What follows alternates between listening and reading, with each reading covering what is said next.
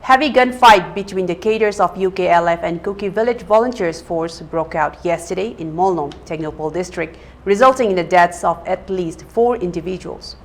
According to reports, the confrontation involved the insurgent group United Kuki Liberation Front UKLF and Kuki Village Volunteers. The clashes occurred in 2 separate locations, Molnom Palel and Molnom, around 8 a.m.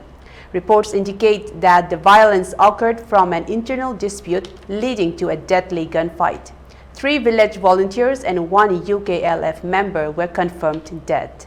The 2 locations, Molnom Palel and Molnom, are approximately 1.5 kilometers apart in the Palel area.